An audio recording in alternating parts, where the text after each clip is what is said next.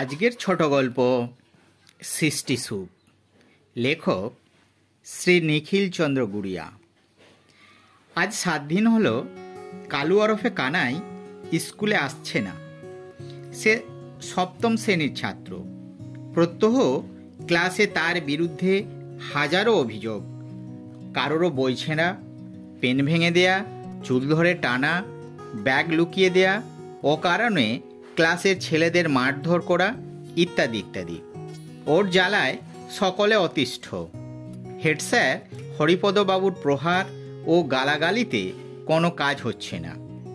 সেই ছোটবেলায় কালুর বাবা মারা গেছেন। বাবার মুখটা তার মনেও পড়ে না। সংসারে গরিব মা ছাড়া তার আর কেউ নেই। পরের বাড়িতে ঝিয়ের কাজ করে মা সংসার চালায়। দিন 15 পরে কালু স্কুলে এলো। হরিপদবাবু তাকে অফিসে ডেকে স্কুলে না আসার কারণ জিজ্ঞাসা করলেন। কোনো উত্তর পাওয়া গেল না। শুরু হলো হরিপদবাবুর শাসন। এত প্রহারেও কালুর চোখে জল নেই, চুপচাপ দাঁড়িয়ে আছে।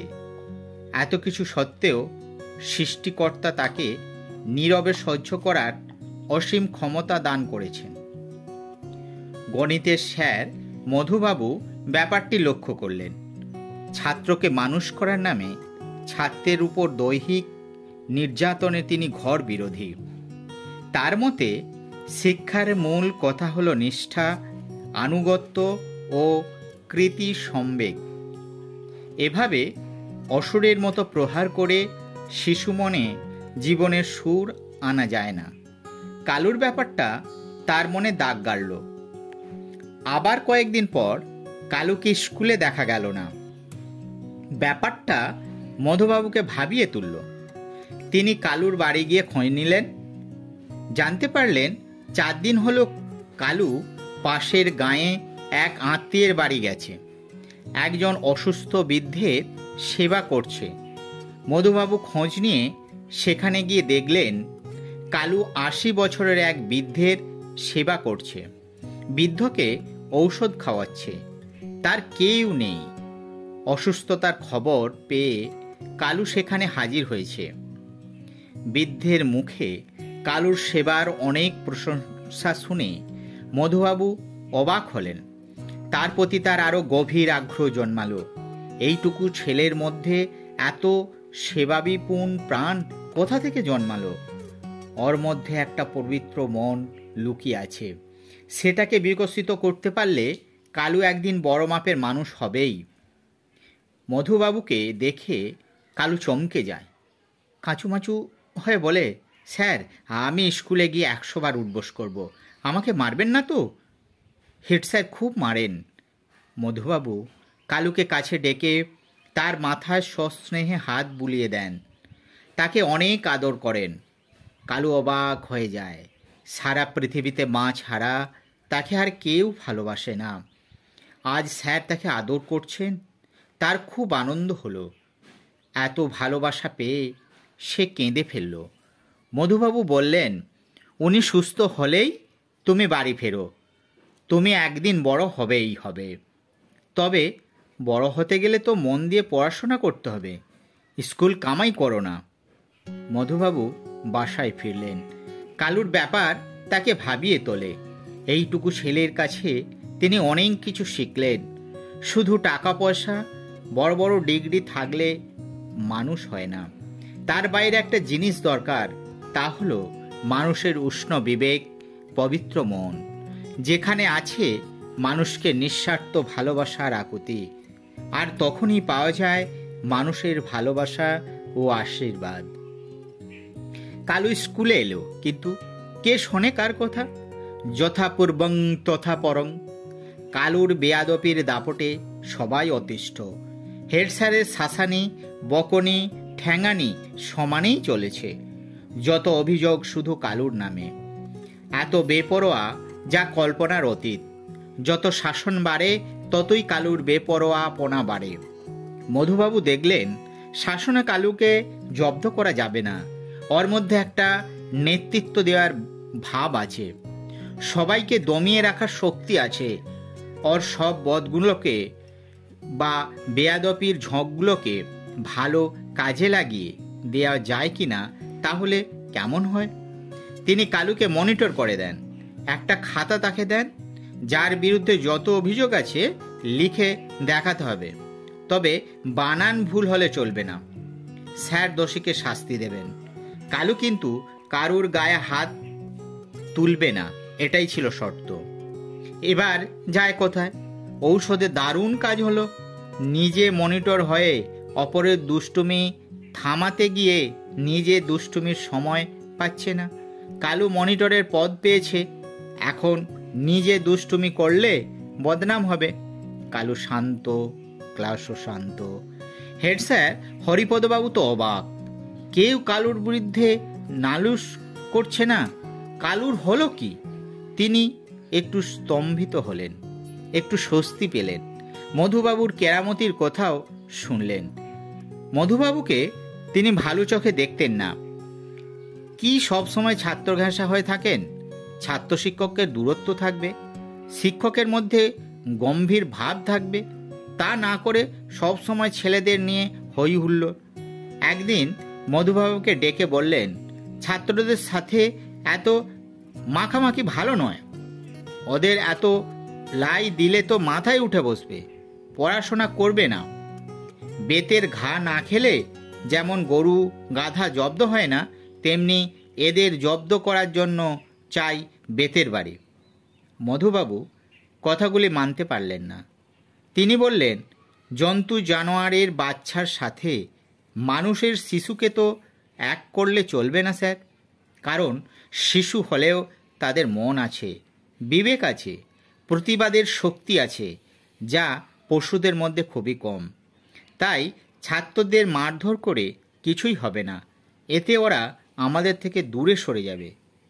হরিপদবাবু গম্ভীর হয়ে বললেন, আপনি কি ভেবেছেন ওই কালুকে পণ্ডিত বানাবেন? গাধাকে পেটালে কোনোদিন ঘোড়া হয় না, বুঝলেন? মধুবাবু হেসে বললেন, গাধা পিঠিয়ে ঘোড়া বানানো যায় না ঠিক, কিন্তু ওই গাধাকে ভালো ট্রেনিং দিলে উন্নত মানের গাধা তো হতে পারে। কালু লেখাপড়ায় ভালো না হলেও ওর মধ্যে একটা দরদি মন আছে।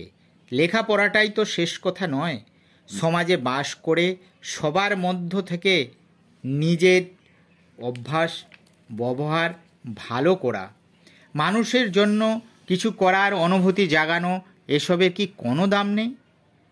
নাই বা হলো উচ্চমানের ডিগ্রি, আমাদের চেষ্টা করতে তো কোনো ক্ষতি নেই। কালু এখন স্কুল কামাই খুব কম করে, দুষ্টুমি নেই বললেই চলে, পড়ায় মন দিয়েছে, ও তো ভালোর দিকে এগোচ্ছে। হরিপদবাবু আরও ক্ষিপ্ত হয়ে বললেন, দেখুন, আমি লিখে দিতে পারি কালু কোনোদিন মানুষ হবে না। ভিখারের ছেলে কিনা মানুষ হবে?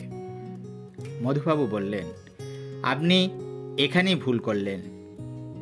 পৃথিবীতে যারা বিখ্যাত হয়েছেন তারা বেশিরভাগ গরিব ঘরে জন্মগ্রহণ করেছেন। জীবনের হাজারো বাধা অতিক্রম করে চেষ্টা, নিষ্ঠা, আগ্রহ, অধ্যবসায়ের দ্বারা একটা ভালো জায়গাতে গিয়েছেন। আমরা ছাত্রদের যদি একটু উৎসাহ দিই, তাহলে তাদের আত্মপ্রত্যয় বাড়বে, বাস্তব জীবনের সাথে যুদ্ধ করার সাহস হবে। হরিপদবাবুর রাগ আরও বাড়তে লাগলো। তিনি বললেন, রাখুন তো মশাই আপনার জ্ঞানের কচকচানি। আমার ছেলে রঞ্জন ওই কালুর ক্লাসে প্রথম হয়, কত ধীর স্থির, নম্য, বিনয়ী, ভদ্র। কোথায় আমার রঞ্জন আর কোথায় আপনার হার হাভাতে কালু? মানুষ হতে গেলে অর্থ, আভিজাত্য, সামাজিকতা দরকার হয়, বুঝলেন? তা যা বলেছেন। চুপচাপ থাকলে নম্র, বিনয়ী, ভদ্র হওয়া যায় না।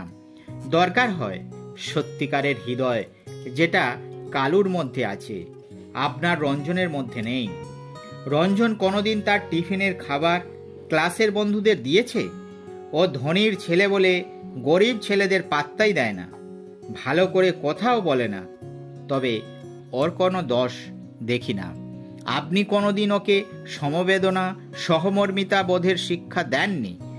ও স্বার্থপর হয়ে বড় হচ্ছে, এর ভবিষ্যৎ পরিণতি কিন্তু ভালো হবে না। এটা আমি মনে করি। হরিপদবাবুর ধৈর্যের বাঁধ ভেঙে বিস্ফোরণ হলো। তিনি রাগে ক্রোধে চিৎকার করে বলেন, আপনার সাথে কথা বলেই আমার ঝগমারি হয়েছে। দ্রুত পদে গর্জন করতে করতে তিনি স্থান ত্যাগ করলেন। সে বছর বাৎসরিক পরীক্ষায় কালু হরিপদবাবুর বিষয়ে বাংলা ছাড়া সব বিষয়ে পাশ করে অষ্টম শ্রেণীতে উঠল। স্কুলের সব ছেলেদের মুখে মুখে শুধু মধুবাবুর নাম। অভিভাবকগণ এসে শুধু মধুবাবুর খোঁজ করেন, তাতেই হরিপদবাবুর রাগ। সেদিন রেজাল্ট বেরোবার পর মধুবাবু সব ছেলেদের স্কুলের ঘরে ডেকে বললেন, জীবনে যা কিছুকে ভালো বলে জানবে তাকে গ্রহণ করে জীবনে কাজে লাগাবে। ভালোবাসা, চেষ্টা, নিষ্ঠা, আগ্রহ আর অনুসন্ধিৎসু মন থাকলে তোমরা সফলতার শিখরে পৌঁছাবে। অঙ্কের হিসেবটা ঠিক করে শিখবে, না হলে মানুষ ঠকিয়ে নেবে। সৎ পথে চলবে, কারুর দাস হবে না, দাস হবে একমাত্র ঈশ্বরের। কয়েক মাস পর মধুবাবুর বদলির আদেশ এলো। স্কুলের প্রতিটি ছেলে অভিভাবক মনে কষ্ট পেল, কিন্তু হরিপদবাবুর সে কি উল্লাস! কখন মধুবাবু বিদায় নেবেন তার প্রতীক্ষায় সময় গুনছেন। কালু মধুবাবুর বাসায় গিয়ে খুব কাঁদল। সে বলল, স্যার, আপনি চলে গেলে আমার আর পড়াশোনা হবে না। কেন পড়াশোনা হবে না? তোমাকে সব স্যার ভালোবাসেন, স্যারেদের শ্রদ্ধা করবে। আমি তোমার খোঁজখবর রাখব। মাধ্যমিক অবধি তোমার টিউশন পড়ার খরচ আমি দেব। খুব পড়ো, না হলে কিছুই শিখতে পারবে না। বিদায়ের দিন সকালে কালু তাদের গাছের 4টি আম এনে স্যারের হাতে দিয়ে বলল, স্যার, আমার তো দেবার কিছুই নেই। আপনি যদি দয়া করে এগুলো গ্রহণ করেন আমি আনন্দ পাব। মধুবাবু আমগুলো নিলেন। কালুর দেয়া উপহার, কালুর ভালোবাসার দান, এর মূল্য অনেক।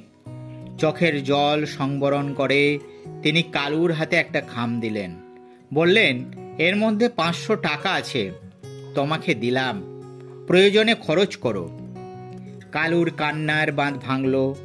স্যারের পা দুটি জড়িয়ে কাঁদতে কাঁদতে বলল, স্যার, আমাকে ছেড়ে যাবেন না। আমার টাকার দরকার নেই, আমার বাবা নেই। আপনি আমার বাবার মতো, আমাকে আপনি ভালোবাসেন। আমার গরিব মাকে অসময়ে কতভাবে সাহায্য করেছেন। আপনি যাবেন না স্যার, বলুন। মধুবাবু কালুকে জড়িয়ে আদর করে সান্ত্বনা দিলেন। নিজেকে সামলে নিয়ে বললেন, ছাড়ো কালু, অনেক দূরের পথ যেতে হবে। তুমি একদিন বড় হবে, আমার আশীর্বাদ রইল। তুমি মাঝে মাঝে আমাকে চিঠি লেখো। মধুবাবু চলে গেলেন।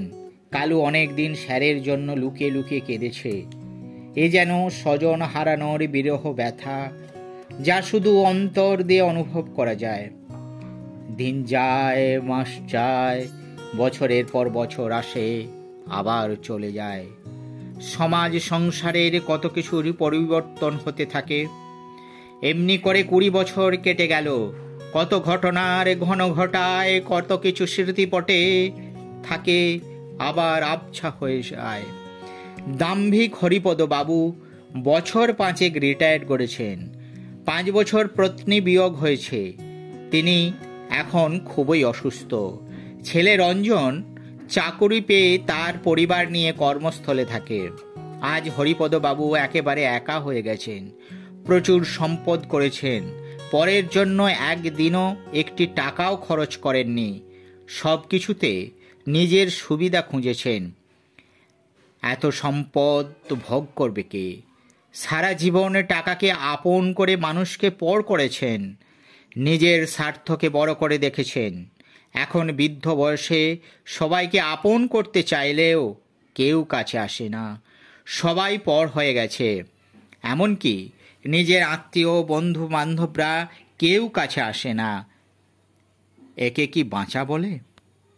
কেন জানি না, হরিপদবাবু মধুবাবুকে চিঠি লিখে একবার তার বাড়ি আসার জন্য অনুরোধ করেন।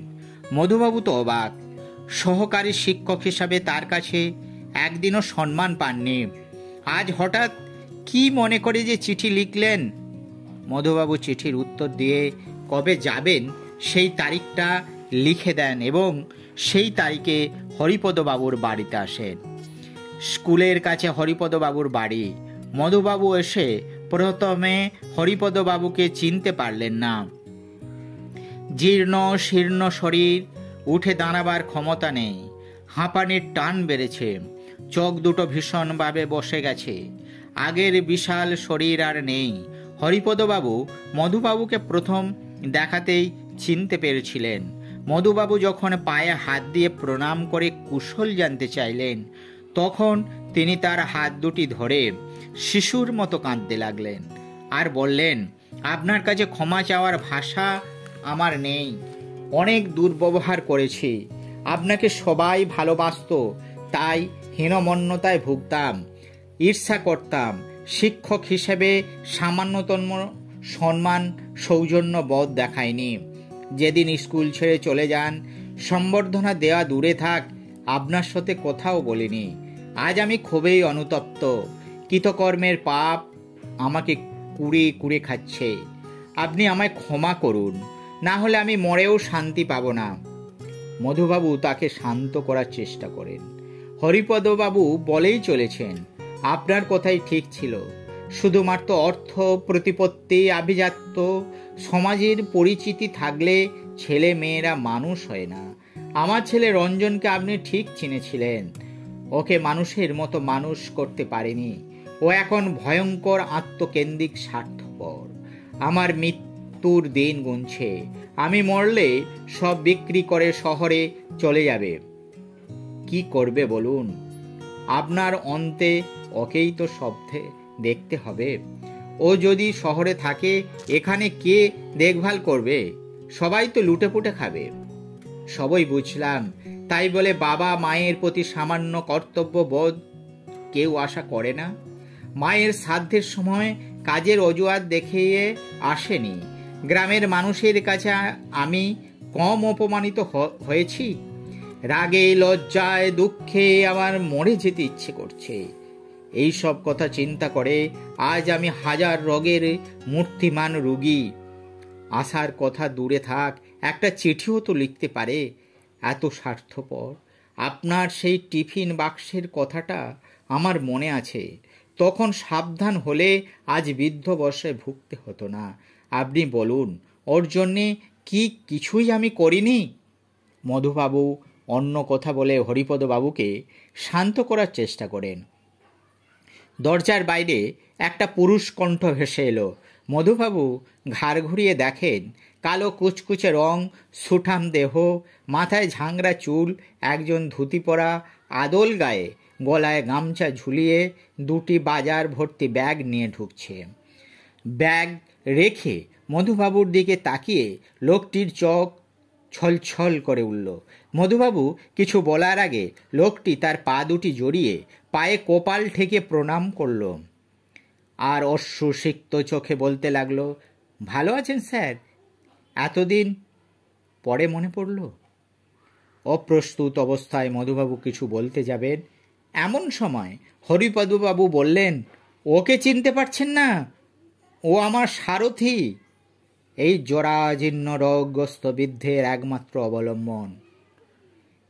এত অবজ্ঞা, ঘৃণা, লাঞ্ছনা, গঞ্জনা দিয়েছি, তবু ও আমাকে ছেড়ে যায়নি। ও তো পাঁকের মধ্যে ফুটে ওঠা পদ্ম ফুল, কয়লার মাঝে থাকা সত্যিকারের হিরে। ও সবই আপনার দয়ায় হয়েছে। মধুবাবু অবাক হয়ে তাকিয়ে আছেন। লোকটি বলল, আমায় চিনতে পারলেন না স্যার? আপনার জন্য আমি বাঁচার পথ পেয়েছি। আমার কাছে আপনি আদর্শ। আমি সেই কালু। মধুবাবুর বুকটা ছ্যাঁক করে উঠল। কালুর কথা মনে পড়ল। মনের মণিকোঠায় কালুর স্মৃতি থাকলেও কালের ধুলো পড়ায় নাই এতদিন আবছা ছিল। আজ ধুলো সরে গিয়ে স্বচ্ছ হয়ে গেল। কালুকে মধুবাবু বুকে জড়িয়ে ধরলেন। মধুবাবুর বুকটা জুড়িয়ে গেল। কালু কেঁদেই চলেছে। একজনের স্বজন ফিরে পাওয়ার আনন্দ অন্যজনের পুত্র সমপ্রিয় ছাত্রকে কাছে পাওয়ার আনন্দ। মুখে কারোর ভাষা নেই, দুজনের চোখে আনন্দ অশ্রু বুঝিয়ে দিচ্ছে রক্তের সম্পর্ক থাকলে আত্মীয় হওয়া যায় না। মনের সঙ্গে মনের, আত্মার সাথে আত্মার নিঃস্বার্থ ভালোবাসার বন্ধন যদি থাকে, একে অপরের যদি পরিপূরক হয়, তবেই সেখানে গড়ে ওঠে আত্মীয়তা। নিজেকে সামলে নিয়ে মধুবাবু বললেন, তুমি কত বড় হয়ে গেছো কালু।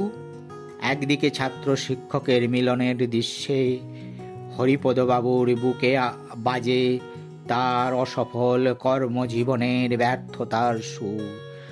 সবকিছু থেকেও তিনি আজ নিঃস্ব, রিক্ত। মধুবাবু কালুকে জিজ্ঞাসা করলেন, তুমি এখন কি করছো? কালু বলার আগেই হরিপদবাবু কালুর বায়োডাটাটা বলে চললেন। কালু আমাদের গ্রাম তথা ব্লকের গর্ব।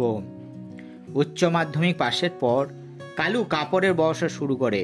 প্রথমে ফুটপাতে দোকান নিয়ে বসত। তখন ওর সততা, নিষ্ঠা, কঠিন পরিশ্রম ওকে একটা ভালো জায়গায় দাঁড় করিয়েছে। 3টি ব্লকে 10টি বাজারে ওর বাঁধাই দোকান আছে। 20 জন বেকার ছেলেকে কাজ দিয়েছে। লক্ষ লক্ষ টাকার বিজনেস। দোকানগুলো রমরমিয়ে চলছে। ব্লকের মধ্যে কালুই এখন সবচেয়ে ধনী ব্যক্তি। প্রতিটি মানুষ ওকে ভালোবাসে, ওর প্রশংসা করে। কত গরিব মানুষকে ও সাহায্য করে। গত 3 বছর হলো ও আমাদের গ্রামে পঞ্চায়েত সদস্য। মানুষের কাছে ও সদাই ব্যস্ত। শুনছি পরের ইলেকশনে ওকে প্রধানের পদ দেবে। বিনম্র স্বরে কালু বলল, স্যারের কথায় কান দেবেন না। উনি একটু বাড়িয়ে বলছেন।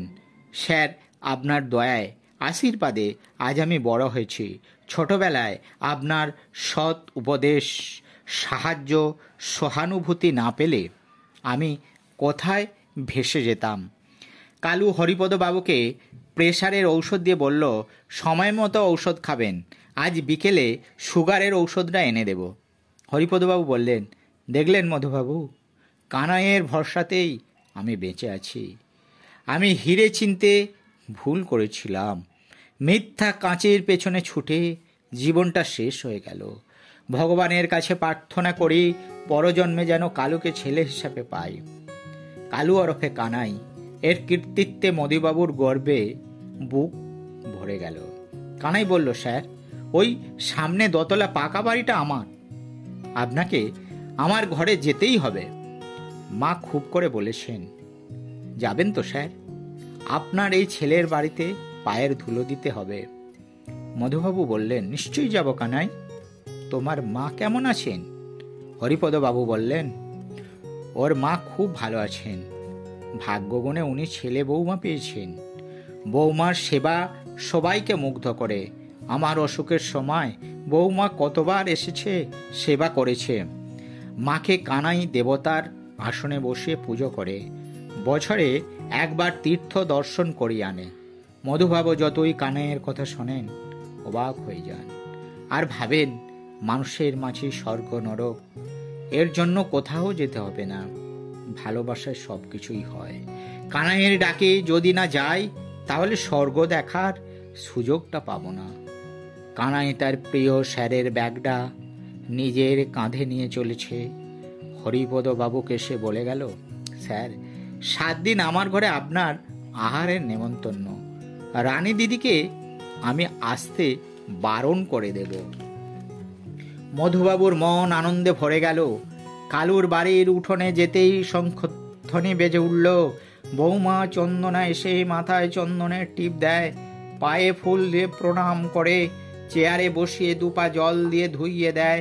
মধুবাবু এত কিছু ভাবতে পারেননি। চন্দনা বলল, স্যার, আপনাকে যদি বাবা বলে ডাকি আপনি অনুমতি দেবেন তো? ওনার মুখে আপনার অনেক কথা শুনেছি। আমি আপনার মেয়ে হতে চাই। মধুবাবুর মুখ থেকে কোনো শব্দ বের হলো না। মধুবাবুর কোনো ছেলেপুলে হয়নি। চন্দনার বাবা ডাকে তার অন্তরের পিতৃত্বের স্বাদ জেগে উঠল। তিনি বললেন, ঠিক আছে মা, আমার তো ছেলে মেয়ে নেই, আজ আমি মেয়ে পেলাম, কানাই তো আমার ছেলের মতো। কানাই মধুবাবুকে তার ঘর দেখালো। সবার ঘরে একটি বড় আয়নায় শ্রী শ্রী ঠাকুর অনুকূল চন্দ্রের একটি ছড়া বাণী লেখা দেখা গেল।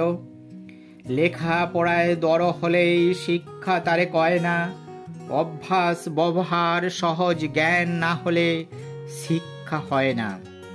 মধুবাবু বললেন, কানাই, তুমি এ বাণী কোথায় পেয়েছ? কেন স্যার, মনে নেই? আমাদের ক্লাসে এই বাণীটা আপনি বলতেন। আমি প্রতিদিন সকালে উঠে একবার পড়ি। জীবনে মেনে চলার চেষ্টা করছি। দেখুন স্যার, ঠাকুর ঘরে কাঠের বাক্সে আপনার দেয়া 500 টাকা সেই খামের মধ্যে এখনো আছে। এত দুঃখ, দারিদ্র, কষ্টের মধ্যেও আমি খরচ করিনি। ওটাই আমার লক্ষ্মী। আমি প্রতিদিন পুজো করি। মধুবাবু নিজেকে আর ধরে রাখতে পারেননি। কানাইকে জড়িয়ে আদর করতে লাগলেন আর বললেন, কানাই, তুমি আমাকে এত ভালোবাসো, আজ আমার শিক্ষক জীবন সার্থক হলো। পরম আনন্দে সেবা যত্নে কিভাবে যে 7টা দিন কেটে গেল বোঝাই গেল না। একটা পরিবারের বাবা মা, স্বামী স্ত্রী, নাতি নাতনি সবাই মিলে যে এত স্বর্গীয় আনন্দ মধুবাবু কল্পনাও করতে পারেননি। এই সংসারে দয়া, মায়া, নিঃস্বার্থ ভালোবাসা, স্নেহ, মমতা ঘিরে রয়েছে এক অবিচনীয় আনন্দ। বিদায়ের দিন মধুবাবু কানাইয়ের ঘরের সবাইকে কাছে বসিয়ে বললেন, কানাই, কানাইয়ের বিয়ে হয়েছে আমি জানি না। এখানে এসে আমি মেয়ে পেয়েছি। আজ আমি সোনার আংটি দিয়ে মেয়েকে বরণ করছি।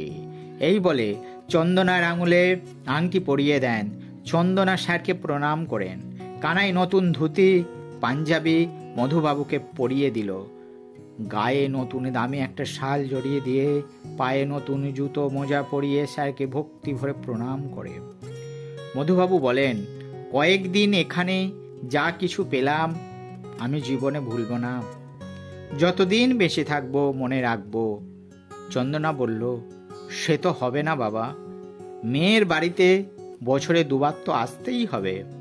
মধুবাবু বললেন, ঠিক বলেছ মা, তার আগে কানাইকে নিয়ে বাপের বাড়ি তো যেতে হবে। এখানে এসে আমি কত কি পেলাম। আমি মাঝে মাঝে আসবো, তোমাদের মাঝেই বেঁচে থাকবো। এখানেই আমার শান্তি, আনন্দ, সৃষ্টি সুখের উল্লাস।